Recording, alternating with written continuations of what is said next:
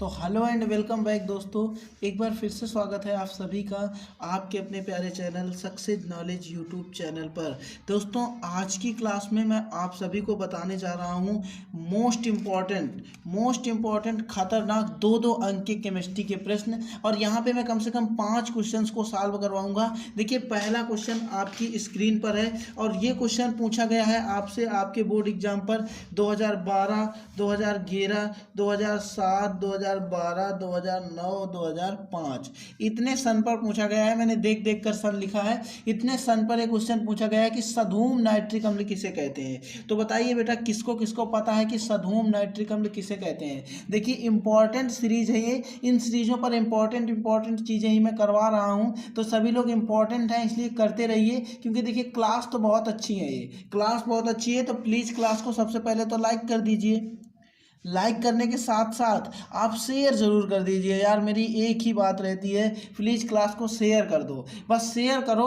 अगर 3 लोग क्लास को देख रहे हैं ना लाइव इस टाइम पे, तो बस क्लास को घुमा दो कि कम से कम अपने पास 10 लोग लाइव आकर के देखने लगे। ठीक है, तो आइए स्टार्ट करते हैं। तो देखिए सधूम नाइट्रिक अम्ल होता क्या है। सांद्र नाइट्रिक अम्ल को ही हम सधूम नाइट्रिक अम्ल बोलते हैं। किस नाइट्रिक अम्ल को? सांद्र नाइट्रिक अम्ल। आपने पढ़ा होगा सांद्र नाइट्रिक अम्ल। लेकिन अब इसमें कुछ बात यह है कि इसे सांद्र नाइट्रिक अम्ल ही क्यों नहीं बोल देते, सधूम नाइट्रिक अम्ल बोलने की क्या आवश्यकता है। तो इसको सधूम नाइट्रिक अम्ल बोलने की आवश्यकता इसलिए है कि जिसमें नाइट्रोजन ऑक्साइड यानी कि NO कोई वो है जिसमें कि कोई सधूम नाइट्रिक अम्ल, सांद्र नाइट्रिक अम्ल, ऐसा सांद्र नाइट्रिक अम्ल जिसमें से कि नाइट्रोजन ऑक्साइड और नाइट्रोजन डाइऑक्साइड और नाइट्रोजन डाइऑक्साइड को क्या कर दिया गया हो, मिला दिया गया हो। कोई लिक्विड है जिसमें क्या है नाइट्रोजन ऑक्साइड और नाइट्रोजन डाइऑक्साइड को मिला दिया गया हो, सधूम नाइट्रिक अम्ल कहलाता है। क्या कहलाता है बेटा? सधूम नाइट्रिक अम्ल कहलाता है। 98% रहता है इसमें। कितने परसेंट? 98% HNO2 यानी कि सांद्र नाइट्रिक अम्ल HNO3, ये मैंने प्रूविंग करवाई थी, ये 98% होता है। तो इसकी डेफिनेशन क्या लिखेंगे? वह नाइट्रिक अम्ल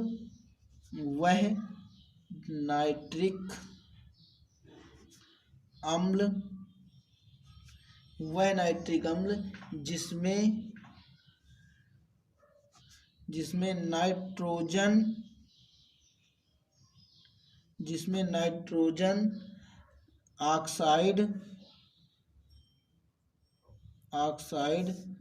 तथा नाइट्रोजन डाइऑक्साइड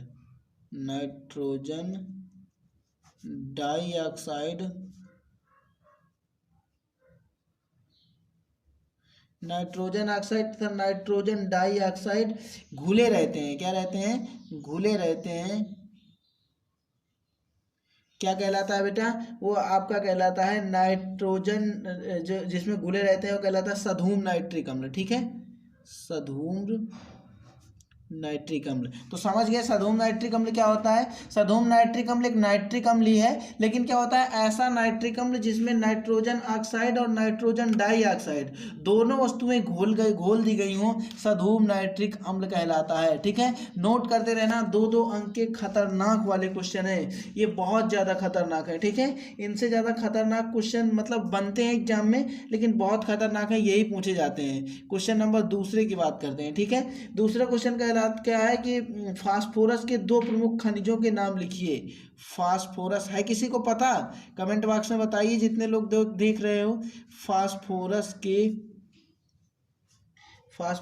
के 2 प्रमुख 8 400 400 400 जी हाँ, याद कर लीजिए व्हाट्सअप नंबर, क्योंकि अब चाहे मैथ्स का सवाल हो या फिजिक्स केमिस्ट्री बायोलॉजी का, आपके हर डाउट हर क्वेश्चन का मिलेगा तुरंत वीडियो सोल्यूशन, वो भी सीधा आपके व्हाट्सअप पर। बस अपने फ़ोन में डाउटनेट का 8 400 400 400 व्हाट्सअप नंबर सेव कर लीजिए और चैट ओपन कीजिए। फिर जो भी आपका डाउट है उस सवाल का आपको फ़ोटो खींचनी है, उसे क्रॉप करना है और 5 सेकंड में आपको उसका वीडियो सोल्यूशन मिल जाएगा। कक्षा 6 से 12 IIT JEE NEET CBSE board और सभी स्टेट बोर्ड्स के बच्चों के लिए, तो देर किस बात की, अभी जाइए और 8 400 400 400 पर अपना सवाल व्हाट्सअप कीजिए और सभी डाउट्स को आउट कीजिए। लिंक डिस्क्रिप्शन बॉक्स में है। फास्फोराइट, ठीक है, इसी को हम या फिर इसे बोल देते हैं फास्फेट राख। क्या बोल देते हैं बेटा? फास्फेट राख। ठीक है, राख है। अब इसका जो एक फार्मूला भी बता दूं आपको लगे हाथ, फार्मूला इसका होता है Ca3PO4 का होल ट्वाइस, ठीक है, PO4 का होल ट्वाइस। जब भी कभी आपसे पूछता है फास्फोरस के दो प्रमुख खनिजों के नाम, तो नंबर फर्स्ट लिख देना फास्फोराइट, फार्मूला ये है, या फिर लिख देना फास्फेट राख, फार्मूला ये है। अब ये नहीं कि एक बार लिख दो फास्फोराइट और दूसरा लिख दो फास्फेट राख और फार्मूला यही लिख दो, दिक्कत हो जाएगी। दूसरा एक नंबर तो यहाँ से कंप्लीट हुआ, एक नंबर अभी आपको और कंप्लीट करना है। तो एक नंबर दूसरा है फ्लोर एपेराइट, कौन सा, फ्लोर एपेराइट। अब ये क्या होता है, फ्लोर एपेराइट, इसका भी फार्मूला होता है 3Ca3PO4 का होल ट्वाइस, कितना, PO4 का होल ट्वाइस इंटू CaF2। बड़े बड़े फार्मूले हैं, इनको थोड़ा सा याद करने में दिक्कत होती है। अब ये क्वेश्चन ही क्यों पूछे जाते हैं, ऐसे क्वेश्चन ही क्यों पूछे जाते हैं, क्योंकि इनके पूछने के पीछे एक मस्ट रीजन है कि ये फार्मूले याद ही नहीं रह पाते, बच्चों को ये फार्मूले नहीं याद रह पाते, इसलिए ये पूछे जाते हैं, ठीक है। आइए अगला क्वेश्चन बढ़ते हैं, ठीक है। अगला क्वेश्चन है आपके सामने, अमोनिया तथा फास्फीन के दो रासायनिक विभेदन परीक्षण लिखिए। अगला क्वेश्चन नंबर तीसरा क्या है, अमोनिया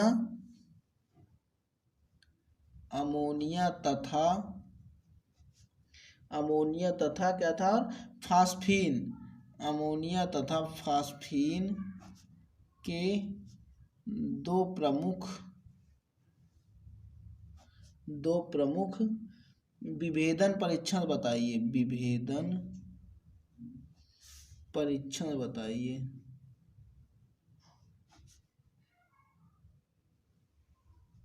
बताओ, किसी को पता है, दो विभेदन परीक्षण, मोस्ट इंपॉर्टेंट क्वेश्चन है ये भी, ठीक है।